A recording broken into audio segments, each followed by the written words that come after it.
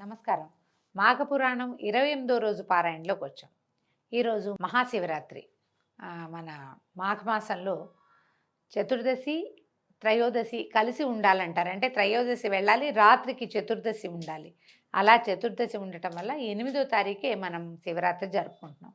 శివరాత్రి పర్వదినాన్ని గురించినటువంటి కథా విశేషం తెలియజేస్తోంది పురాణం. ఇది ఎవరికి చెప్పింది అని ప్రత్యేకంగా చెప్పబడలేదండి. నైమిషారణ్యపు గాథల్లో ఇది కూడా చెప్పబడిందనమాట. బహుళ అమావాస్యకి ముందు రోజున వచ్చేటువంటి చతుర్దశినే మహాశివరాత్రి అంటారు. ఈశ్వరునికి అత్యంత ప్రీతిపాత్రమైనది అవటం వల్ల ముల్లోకాల్లోని సమస్త ప్రాణులు శివుణ్ణి ఆరాధిస్తాయి. మహాశివరాత్రి నాడు శివారాధన చేస్తే సర్వ పాపాలు నశించిపోతాయి. అయితే శివరాత్రి అనేది ప్రతి మాసంలోనూ వస్తుంది. దాన్ని మాస శివరాత్రిగా చెప్తాం. మాస శివరాత్రి యందు శివార్చన కూడా చాలా అద్భుతమైన ఫలితాన్ని ఇస్తుందండి. ప్రదోష కాలార్చన అద్భుతమైన ఫలితాన్ని ఇస్తుంది. ఈ మహాశివరాత్రి నాడు మిగిలిన మహాశివరాత్రులన్నీ చేసినా చేయకపోయినా మాఘంలో వచ్చేటువంటి మాస శివరాత్రి అయిన మహాశివరాత్రిని మాత్రం యావత్ భారతదేశము జరుపుకుంటుంది. ఈ రోజున మనం చాలా చిన్నది స్నానము, ఉపవాసము, జాగరణ, శివారాధన, ఒక్క మారేడు దళం, ఒక్క చెంబెడు నీళ్లు, ఒక 3 ఉద్ధరణల నీళ్లు పోసినా సరే పరమేశ్వరుడి మీద మనకి ఫలితం లభిస్తుంది అని చెప్తారు. ఒక్క పూట ఉపవాసం కనీసం ఇలా చేయగలిగితే అద్భుతమైన ఫలితాన్ని ఇస్తుంది. ఈ అమోఘమైన ఫలితాన్ని ఇచ్చేటువంటి మాఘంలోనే ఈ మహాద్భుత ఫలితాన్ని చూపించేటువంటి మహాశివరాత్రి కూడా రావడము మరింత విశేషంగా చెప్పుకోవాలి. మహాశివరాత్రి నాడు భక్తులందరూ నదిలో కానీ కాలవ ఎందు కానీ లేదా ఏ నీటి తావి ఎందైనా శుచిగా స్నానం చేయాలి. పిమ్మట పరమేశ్వరుని పూజించాలి. మహాశివరాత్రి నాడు మహేశ్వరుని బిల్వపత్రాలతో పూజిస్తే మంచిది. శివలింగానికి క్షీరాభిషేకము లేదా పంచామృతాభిషేకము అలాంటివి ఏవైనా విశేషమైన పూజలు చేయాలి. అష్టోత్తర శతనామావళితో పాటు షోడశోపచార పూజ గావించాలి. ధూపదీప నైవేద్యాదులతో పూజించిన పిమ్మట శివప్రసాదాన్ని ఆరగించాలి. ప్రసాదంగా నివేదన చేసింది పనికొస్తుంది. సాధారణంగా పరమేశ్వరుడికి అన్నము, పాయసం, పులిహోర, దద్దోజనము అలాంటివి మామూలుగా పెట్టరు. ఎక్కువగా ఫలాలే నివేదన చేస్తాం. కొబ్బరి నీళ్ళు, కొబ్బరికాయలు, తర్వాత పళ్ళు అవి నివేదన చేస్తాం. కలకండ, ఎండు ఖర్జూరాలు ఇలాంటివి నివేదన చేస్తాం. శివప్రసాదాన్ని నిరభ్యంతరంగా తీసుకోవచ్చు. ఏ ప్రాంతంలో అయినా ఒకవేళ అన్నప్రసాదమే భగవంతుడికి నివేదించే పద్ధతి ఉంటే చక్కగా తీసుకోవచ్చు. ప్రసాదం తప్పులేదు. తర్వాత భక్తి శ్రద్ధలతో ఈ మహాశివరాత్రి పూజ కనుక చేసినట్లయితే సమస్త పాపాలు హరించిపోవటమే కాకుండా అంత్యంలో మోక్షం సిద్ధించి కైవల్య ప్రాప్తిని పొందుతారు. శివరాత్రి జాగరణ చేసి అనంతరం మరునాడు అమావాస్య కూడా స్నానం చేస్తే వాళ్ళకి మోక్షం తప్పక లభిస్తుంది. సర్వపాపాలు హరించుకుపోతాయి. అంటే శివరాత్రితోటి మాఘమాసం అయిపోయిందని అనుకోకూడదు. అమావాస్య నాడు కూడా మాఘ స్నానం చేయవలసిందే. ముందు రోజు రాత్రి జాగరణ చేసి, శివరాత్రి సాధారణంగా ఉపవాసాలు ఉంటారు, జాగారాలు కష్టం, జాగరణ కష్టం. కానీ జాగరణ కూడా చేస్తే మర్నాడు ఉదయం స్నానం చేస్తే మాఘ స్నానము విశేషమైన ఫలితం లభిస్తుందట. శివుని పూజించటానికి మహాశివరాత్రి కంటే మించిన పర్వదినం మరొకటి లేదు. శివునికి అత్యంత ప్రీతిపాత్రమైన ఈ రోజున అన్ని శివాలయాల్లో శివార్చనలు, బిల్వార్చనలు, రుద్రాభిషేకాలు మునుగునవి విశేషమైన పూజలు జరుగుతూ ఉంటాయి. అవి కనుక మనం చేయగలిగితే, మనమే స్వయంగా సంకల్పించి చేసుకుంటే పరమేశ్వరునికి అత్యంత ప్రీతిపాత్రులై కైలాసవాసాన్ని పొందుతారు. ఈ శివరాత్రి వ్రతమును ప్రతివారు స్త్రీ పురుష జాతి వివక్షత లేకుండా, అంటే కుల విచక్షణ అది కూడా లేదని చెప్తున్నారు, సర్వులు ఆచరించవచ్చు. మహాశివరాత్రి నాడు జాగరణ చేసి శివనామ సంకీర్తన, భజనలు, శివపురాణ శ్రవణము చేసించో కలుగు పుణ్యం ఇంతింతని చెప్పడానికి వీల్లేదు. ఇది ముఖ్యంగా ఇది మాఘమాసం అవటం వల్ల శివపురాణం అవకాశం లేకపోయినా మాఘపురాణం విన్నా కూడా విశేషమైన ఫలితం లభిస్తుంది. మనకేం అవకాశం ఉంది? మనం ఇన్ని ఎపిసోడ్లు ఒకేసారి వినేసేయచ్చు, మొత్తం ఎపిసోడ్లని కదా. 30 రోజులు, ఈ 28 రోజుల ఎపిసోడ్లని చక్కగా ఆన్ చేసుకుని మొత్తం ఎపిసోడ్లన్నీ ఒకేసారి లైన్గా వినేసేయచ్చు. శివరాత్రి నాడు ఇప్పటిదాకా జరిగిన ఆ మాఘపురాణం మొత్తాన్ని వేసేస్తారు మా వాళ్ళు, ఒకటే ఫుల్ రికార్డుగా. అది కూడా మీరు వినొచ్చు. తర్వాత విశేష పుణ్యఫల ప్రాప్తి లభిస్తుంది. దీనికి నిదర్శనంగా ఒక బోయవాడి కథ చెప్తున్నారు. పూర్వం శబరి నదీ తీరంలో కులీనుడనే బోయవాడు తన భార్యా బిడ్డలతోటి నివసించేవాడు. అతను నిత్యం అడవికి పోయి పశుపక్షాదులను, మృగాలను వేటాడి చంపి వాటి మాంసంతోటే తన భార్యా బిడ్డల్ని పోషించుకునేవాడు. అతనికి నిత్యము జీవితం ఒక గడ్డు సమస్యగా ఉంటుండేది. దినదినగండం 100 ఏళ్ల ఆయుష్ అన్నట్టుగా అడవిలో వేటాడిన ఆహారాన్ని ఇంటికి తీసుకొచ్చి వండించుకునేవాడు. అయితే అమాయకులను దేవుడు ఆదుకుంటాడన్నట్లుగా అతను వేటలో కడు నేర్పరిట. అతనికి నిత్యం వేట తప్ప మరొక ఆలోచన ఉండేది కాదు. క్రూర మృగాలను సైతం కడు నేర్పుతోటి వేటాడి చంపి వాటి మాంసంతో జీవనం గడిపేవాడు. ఇతను కనిపిస్తే చాలు క్రూర సాధు జంతువులన్నీ కూడా తలా పక్కకి పారిపోయి, సాధు జంతువులు పారిపోవడం కాదు, క్రూర మృగాలు కూడా పారిపోయి చంపేస్తాడని. అంచేత అడవిలో స్వేచ్ఛగా తన విల్లంబులతోటి సంచరించేవాడు. అయితే ఒకనాడు ఆ బోయవాడు యథాప్రకారం అడవికి వేటకి వెళ్ళగా అతనికి ఒక్క జంతువు కూడా దొరకలేదట. సాయంత్రం కావస్తోంది. రిక్తహస్తాలతో ఇంటికెళ్తే భార్యాబిడ్డలు ఎక్కడ పస్తుండాల్సి వస్తుందోనని ఎలాగైనా ఏదో ఒక జంతువుని వేటాడి ఇంటికి తీసుకెళ్లాలని నిర్ణయించుకుని మరింత తీవ్రంగా వేటాడడం వెతకటం మొదలుపెట్టాడమంటే చెట్టులు పుట్టలు అన్నీ గాలించేస్తున్నాడు. అయితే అతనికి కృషి ఫలించలేదు. ఈ వేగంగా చేసే దగ్గరగా మనం ఏదైనా పని గబగబా చేసామనుకోండి, ఆకలి దాహము తొందరగా విజృంభిస్తాయి. దాహం ముందేస్తుంది, ఆకలి టైం ప్రకారం ఎట్లాగూ వేస్తుంది కదా. మనం స్పీడ్గా కదిలినా పరిగెత్తినా ఆకలి పెచ్చు పెరిగిపోతుంది. అయితే ఈ ఆకలి దాహము కుంగదీసేసినాయట, అవి ఎక్కువైపోయినాయి. ఇతనికి భార్యాబిడ్డల ఆలోచన చాలా దిగులుగా ఉంది. భార్య ఏమో కడుపుతో ఉంది, ఒక చిన్న పిల్లలు ఉన్నారు. పెద్ద పిల్లలు ఏదైనా చుట్టుపక్కల ఏదో ఆగుడ్లు ఈగుడ్లు సంపాదించి ఆహారం తినేస్తారు వాళ్ళు. చిన్నపిల్లలు ఇవి గర్భవతి అయిన భార్య, వీళ్ళకి ఆహారం ఎట్లా? అతను చాలా దిగులు పడి ఎలాగైనా సరే లేట్ అయినా రాత్రైనా సరే పట్టుదలగా వేటాడి ఏదో ఒకటి మృగాన్ని ఇంటికి తీసుకెళ్లాలని ఇక చూడడం మొదలుపెట్టాడు. ఏం చేశాడు? ఒక మారేడు చెట్టు ఎక్కాడట. అడవిలో రకరకాల చెట్లు ఉన్నాయి. ఆ చెట్లలో ఒక అద్భుతమైన మారేడు చెట్టు ఉంది, బాగా గుబురుగా ఉంది. దాంట్ లోపల గనక కూర్చుంటే పైభాగంలో కిందెళ్ళే జంతువులేవి ఇతని పొలకువని పసిగట్టలేవు. అందుకని ఏం చేశాడు? చెట్టు మీదకి ఎక్కి కూర్చున్నాడు, మారేడు చెట్టు ఎక్కి కూర్చున్నాడు. ఎంతసేపటికి ఒక్క జంతువు కూడా కనపడలా. కాస్త ఇది చీకటి పడిపోతుంది, రాత్రిపూట. పైగా నిండుగా చెట్లు ఉన్న చోట, బాగా దట్టంగా అడవి దట్టంగా ఉన్న చోట కింద సంచరించే జంతువులు ఏవి పెద్దగా కనపడవు. అయినా కూడా ఈ వేటకు అలవాటు పడి ఉండటం వల్ల వాటి కదలికలు తర్వాత అడుగుల శబ్దాన్ని గుర్తుపట్టగలడు. కాబట్టి అతను ఆ చెట్టు మీద కూర్చుని ఉన్నాడు. అయితే ఏం చేశాడు? తెల్లవారుజాము అయ్యేసరికి కొంచెం అర్ధరాత్రి అయింది, దొరకలేదు. ఇంకా నిరీక్షిస్తూనే ఉన్నాడు. తెల్లవారుజాము చలి మంచు ఎక్కువైపోయినాయి. మాఘమాసంలో చలి మంచు ఉంటాయి. మనకి ఇప్పుడు హైదరాబాద్లో రాత్రిపూట విపరీతమైన చలేస్తుంది, చలిగాలులు. పొద్దున కొంచెం ఎండగా ఉంటుంది. ఇలా చాలా చోట్ల ఉంటుంది కదా. అయితే ఈ చెట్లు ఉంటే అక్కడ చల్లదనం హెచ్చుగా ఉంటుంది. చలేస్తుంటే చెట్లు కొమ్మలన్నీ ఇట్లా దగ్గరికి లాక్కుని ఒంటికి కప్పుకుంటే ఇతను లాగినప్పుడల్లా చెట్టు ఒక క్షణం చిన్నగా మాగాన్ని పట్టింది అనుకోండి, చెయ్యి వదిలేస్తారు. చలేస్తున్నప్పుడు చెట్టు మళ్ళీ కొమ్మ లాక్కుంటుంటే ఆకులు తెగి కింద పడ్డం మొదలుపెట్టినాయట. మధ్య మధ్యలో నిద్ర వచ్చేస్తోందని ఏం చేస్తున్నాడు? దగ్గరగా లాక్కున్న కొమ్మ నుంచి ఒక్కో ఆకు కాలక్షేపానికి తుంపి కింద పడేస్తున్నాడు. అయితే ఏమైందట? ఏ చెట్టుకు మీద అయితే ఇతను కూర్చున్నాడో ఆ చెట్టు కింద ఎప్పుడో ఒక ఋషిగారు ఎవరో కొద్ది రోజులు ఈ అడవిలో నివాసం ఉండి అక్కడ ఒక పార్థివలింగం, ఒక మట్టి లింగాన్ని చేసి అక్కడ ప్రతిష్ఠ చేశాడు. సైకతం అంటే ఇసుక, పార్థివలింగం అంటే మట్టితోటి మనం ఇది ఉంటుంది కదా, పుట్టమన్ను, దాంతో చేసేది, గట్టిగా బిగిసిపోతుంది అనమాట. అట్లాంటి ఒక శివలింగం ఉంది. ఈ పైన కూర్చున్న బోయేవాడు క్షణానికి ఒక్కొక్క రెమ్మల చొప్పున మారేడు రెమ్మలు కిందకి వేయటం మొదలుపెట్టాడు. అంతకుముందు అతను చెట్టు లాక్కుంటున్నప్పుడే, కొమ్మలు లాక్కున్నప్పుడే కొన్ని ఆకులు తెగిపడినాయి.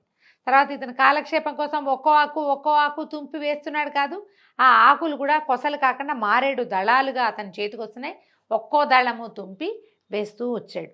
క్రమంగా ఏమైంది? ఆ రోజు మాస శివరాత్రి, రోజంతా నిరాహారంగా ఉన్నాడు. పైగా తదేక దీక్షతో వేట అనేది ఒకటే, ఆత్మారాముడిని సంరక్షించుకోవటం తప్పిస్తే రెండో ఆలోచన లేకుండా ఉన్నాడు.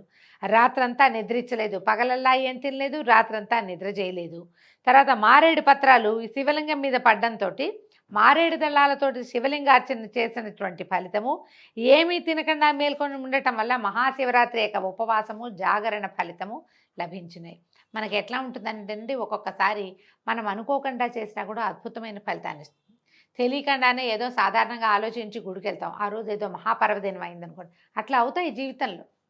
ఇతనికి ఆహారం లభించకపోవటము, నిద్రపోకపోవటము రెండు కూడా వాడి అదృష్టవశాత్తు ఆ రోజు మహాశివరాత్రి అయ్యింది. శివరాత్రి నాడు జరిగేసరికల్లా, శివరాత్రి నాడు సాధారణంగా ఏం చెప్తామండి, పూజా పునస్కారం ఏమీ లేదు, రోజంతా ఉపవాసం, రాత్రి జాగారం, కుదిరితే శివార్చన, శివనామస్మరణ. వీడేం చేశాడు? తెలియక కుదిరింది శివార్చన చేశాడు. నామార్చన లేదు, అతనికి నామాలు గీమాలు ఏం తెలియవు. మనబోటి వాళ్ళకి ఈ శివార్చన చెట్టు మీద కూర్చుని మారేడు దళాలు కింద పడేయటము అట్లాంటివి మనకి వల్ల కాదు, మనం చేయలేకపోతాం. కానీ నామార్చన చేయగలుగుతాం. ఓం నమః శివాయ అనుకోలేము, మనము అనుకోగలుగుతాం. సమీపంలో ఎక్కడైనా ఉన్నటువంటి ఒక దేవాలయ దర్శనం చేయలేము, చక్కగా చేయగలుగుతాం. మన లోపల ఉండాలి ఆస్థ. మన ఆస్థ ఉంటే తప్పకుండా చేస్తాం. ఇట్లా అనుకోకుండా అవకాశం లభించడంతో ఇతనికి ఏమైంది, క్రమంగా అది అద్భుతమైన ఫలితాన్ని ఇస్తుంది. మహాశివరాత్రి పూర్తి ఫలితం బోయవాడికి దక్కింది. బిల్వ పత్రాలు శివ పూజకి అత్యంత శ్రేష్టమైనవి. ఆయనకి ఏ పువ్వులు అక్కర్లా, ఆకులు చాలు. ఆ మూడు ఆకులు ఉంటాయి. అది త్రిదళం త్రిగుణాకారం త్రినేత్రంచ త్రియాయుధం అంటారు. త్రిదళాలు ఉండాలి. 3 దళాలు ఉండి ఇట్లా మూడో కన్నులాగా అంటే 2 కళ్ళు పక్కన పైకి ఒక మూడో కన్నులాగా కనపడుతుంది. గమనించండి బిల్వపత్రాన్ని ఒకసారి. ఆ మారేడు దళాల పూజ చాలా అద్భుతమైన శ్రేష్టమైన పూజ కాబట్టి ఆ ఫలితాన్ని కూడా ఉపవాస జాగరణలతో పాటు అతను దక్కించుకున్నాడు. ప్రతి జీవికి వృద్ధాప్య మరణాలు, జీవితంలో ఒడిదుడుకులు తప్పవు. జీవుడు పూర్వజన్మలో తాను చేసుకున్న పాపపుణ్యాల్ని అనుసరించి తదుపరి జీవితం ఉంటూ ఉంటుంది. ఇప్పుడు చేసింది మనం వచ్చే జన్మలో మన జీవితంగా పరిణమిస్తుంది. దీంతో భగవంతుని దృష్టిలో అందరూ సమానలే. ఒకడికి ఎక్కువ డబ్బున్న వాడికైతే అట్లా, డబ్బు లేని వాడికైతే ఇట్లా ఏం ఉండదండి. సహాయమో దానమో ఏదైనా చేసిన వాడికి వచ్చే జన్మ మంచి జన్మ వస్తుంది. వాడు చేసిన సహాయాలు, దానాలు లేదా పూజ ఇలాంటిది ఏదైనా పర్వదినాల్లో చేసినటువంటి పూజా విధానం అవన్నీ ఎవరి ఫలితం వాళ్ళకి అందజేస్తాయి. తదుపరి జీవితం బాగుంటుంది. తర్వాత భగవంతునికి చిన్న పెద్ద అని కానీ ధనిక బీదలని కానీ ఏ విధమైన తారతమ్యాలు లేవు. జీవులు తమ తమ కర్మానుసారము తాము అనుభవించవలసింది అనుభవిస్తూ ఉంటారు. అట్లాగే బోయవాడి కూడా తాను చేసుకున్న పూర్వజన్మ సుకృతం వల్ల మహాశివరాత్రి నాడు ఉపవాస జాగరణ ఫలితాలు దక్కాయి. అప్పటి వరకు అతను చేసిన పాపాలన్నీ హరించిపోయి మిక్కిలి పుణ్యాత్ముడయ్యాడు. కడపటి దినాలు అతనికి వృద్ధాప్యం వచ్చి క్రమంగా ఆ రోజు జరిగింది, మర్నాడు ఏదో ఆహారం దొరికింది, ఇంటికి తీసుకుపోయాడు, జీవితం గడిచిపోయింది ఎట్లాగో. కానీ ఆ రోజున అతను చేసినటువంటి దాని ఫలితం మాత్రం అతనికి లభించే తీరుతుందన్నమాట.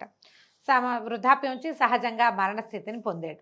మరణించిన వారి ప్రాణాలు తీసుకుపోవటానికి ముందుగా వచ్చేది సహజంగా యమదూతలు వస్తారు. యథాప్రకారం బోయవాడి ప్రాణాలు కొనిపోవటానికి యమదూతలు వచ్చి అతని ప్రాణాలు తీసుకొని పోతుండగా కైలాసం నుంచి శివదూతలు వచ్చి యమదూతల నుంచి ఈ బోయవాడి ప్రాణాలని లాక్కుపోయారట. యమదూతలు వచ్చి ఈ విషయాన్ని యమధర్మరాజుకు చెప్పారు. యముడు తనలో తను తర్కించుకుని పరమేశ్వరుడితో మాట్లాడడానికి శివదర్శనార్థమై కైలాసానికి వెళ్ళాడు. పరమేశ్వరుడికి నమస్కారం చేశాడు. భూతగణాధి సేవితుడైనటువంటి పరమేశ్వరుణ్ణి చూసి పరిపరి విధాలుగా ప్రార్థించాడు యముడు. దీర్ఘాయుష్మాన్ భవ అని దీవించినటువంటి పరమేశ్వరుడు, యమధర్మరాజా కుశలమైన ఏ ఆంతర్యంతో ఇలా వచ్చావు, ఏదైనా మాట్లాడాలని వచ్చావా, ఏమిటి నీ రాకలోని ఆంతర్యం ఏమిటని ప్రశ్నించాడు. అయితే ఇప్పుడు ఈయన అడుగుతున్నాడు అనమాట యమధర్మరాజు, పరమేశ్వర ఏమని చెప్పను స్వామి, మేము ఒక జీవిని పుట్టుపూర్వత్వరాలను పాపపుణ్యాలని పరిశీలించి అతడు పుణ్యాత్ముడా పాపాత్ముడా అని నిర్ధారణ చేసుకున్న తర్వాతే పాపుల ప్రాణాలు తీసుకుపోయి శిక్షిస్తాం. అట్లాగే ఇంతకుముందు మీ దూతలు ఒక బోయవాడి ప్రాణాలని మా భటుల నుంచి లాక్కొచ్చారు. విష్ణుదూతల్ని శివదూతల్ని యమభటులు ఏం చేయగలుగుతారు? కొంతమంది కోసం విష్ణుదూతలు వస్తారు, కొంతమంది కోసం శివదూతలు వస్తారు, నరకదూతలు అందరి కోసమో వెళ్తారు. వాళ్ళని మేమేమీ చేయలేము, నరకదూతలు ఏమీ చేయలేరు యమదూతలు. అయితే మీ వద్దకు తేబడినటువంటి ఆ బోయవాడు మహాపాపి, నిత్యము జీవహింసతోటే కాలం వెళ్ళబుచ్చాడు, దయాదాక్షిణ్యాలు లేని క్రూరుడు, ఏనాడు దైవచింతన అన్న పేరే ఎరగడు, భక్తితో భగవంతుని ఆరాధించడం వాడి జీవితంలోనే లేదు. అలాంటి పాపాత్ముడు ఒకనాడు మహాశివరాత్రి పర్వదినాన యాదృచ్ఛికంగానే తిండి తినక రాత్రంతా మేల్కొని ఉన్నాడు. అదంతా అతను స్వార్థంతో చేశాడు కానీ పరమేశ్వరుని పట్ల భక్తితో చేయలేదు ప్రభు. వేటాడుకు జంతువులు దొరక్క తినలేదు, చిత్తశుద్ధితో మారేడు దళాలతోటి శివ పూజ చేయలేదు వాడేమే. కానీ అతను కూర్చున్న చెట్టు యాదృచ్ఛికంగా అతనికి లభించింది.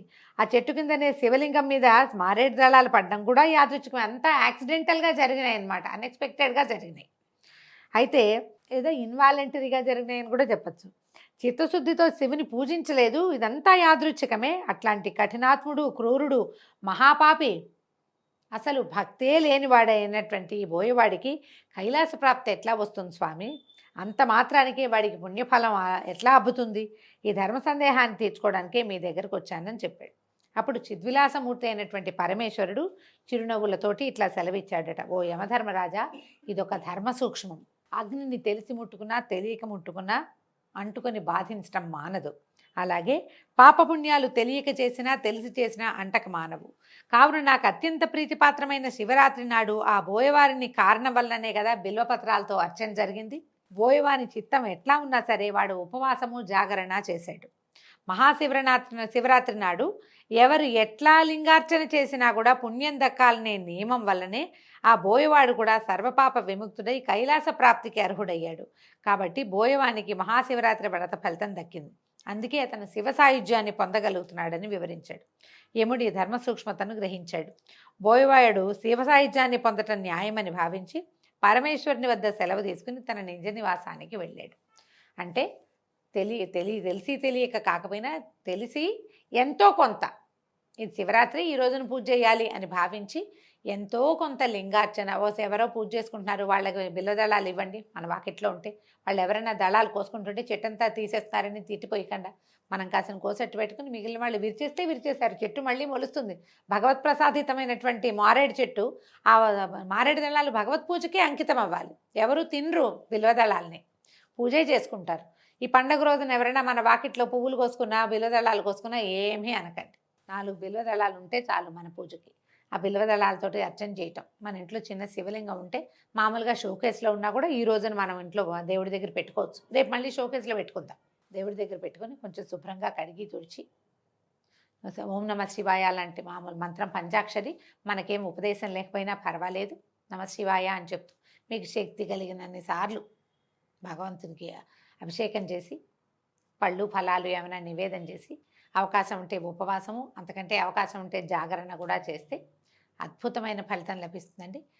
సంవత్సరానికి ఒక్కసారి వచ్చే ఈ శివరాత్రి పర్వదినాన్ని జయప్రదంగా చక్కగా జరుపుకోండి సభక్తికంగా. దీంతో ఈరోజు పారాయణ పూర్తయిందండి. రేపు ఉదయం మళ్ళీ కలుసుకుందాం. నమస్కారం.